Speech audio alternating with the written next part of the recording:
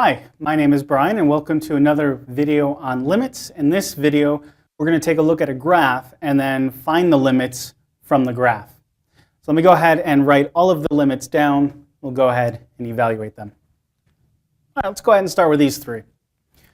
So these two are one-sided limits.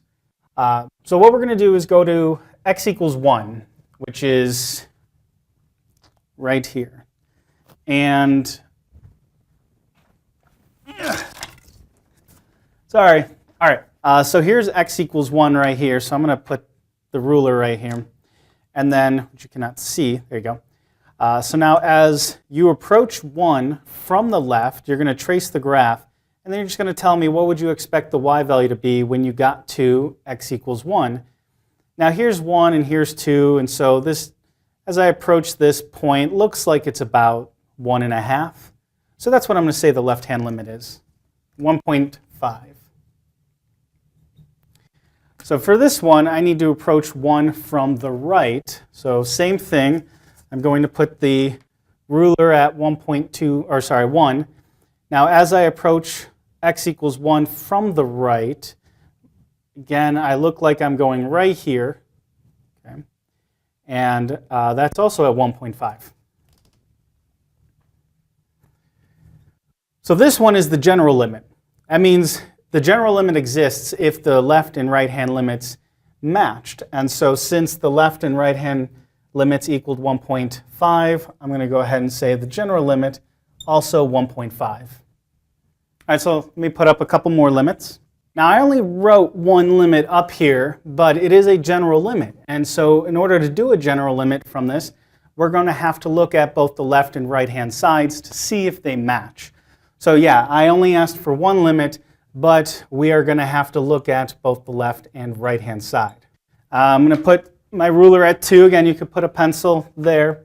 And so for the left-hand limit, as you approach x equal 2, so I'm following along, and I would expect the y value to be here. So that would be at 1. And in fact, if I approach 2 from the right-hand side, I am also approaching this y value of 1.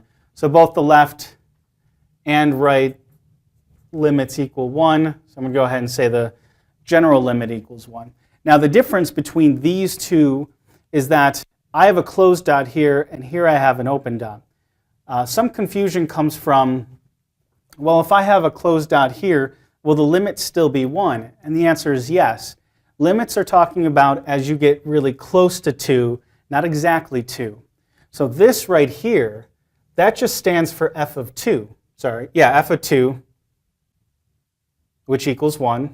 No, in this case, f of 2 equals 2, but the limit equals 1. So again, limits, what happens as you get really close to 2, but a function value is what happens at 2. All right, so let's go ahead and try another limit. Okay, again, same thing as the previous one. I have a general limit, so I'm going to have to take a look at the left and right-hand limits. So let's go ahead and do that. Now, x approaches -1 from the left. So, ruler or pencil goes at -1. You're going to follow the graph approaching -1 from the left, because again, it is a left-hand limit.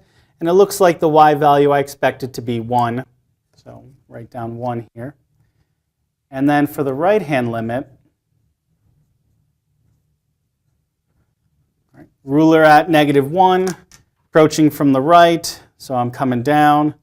And when I get to -1, or as I get really close to -1, I would expect the point to be here, which looks like it's at -2.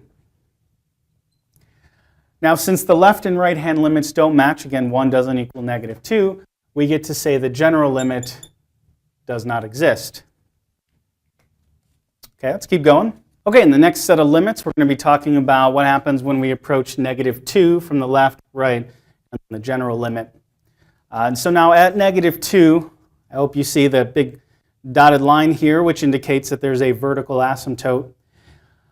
So approaching -2 from the left, so I'm coming from this side, going up, and because it's a vertical asymptote, as I approach it, it's going to keep going up forever.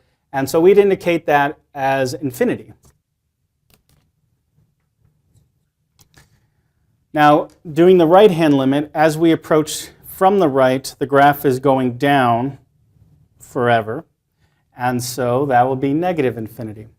Now, since this is positive and this is negative, they're not going to meet. And clearly, you can see that these aren't going to meet at the same value. So this is going to be dne for does not exist. All right, in this limit, we're going to let x go to negative infinity. So if you were in algebra or trig, if you were to have x go to infinity or negative infinity, that would, and that value exists, that would have been a horizontal asymptote. And so we're going to negative infinity this way. So the graph is coming down. It does look like it kind of levels off right there. And my guess is that it's going to approach the ruler. So it's going to be a horizontal asymptote. Now, what is that value? It's going to be 1. Okay. Now, it's kind of hard to see, but if I wanted to know what the limit as x approaches infinity, so that means I'm going to go off to the right. Kind of ran out of room, but it does look like I'm trying to go horizontal. And so it didn't do the best job, but I did mean for it to approach the x-axis so that it would have a horizontal asymptote of 0. So I think that's everything I can get from this graph. Hope it helps. Bye.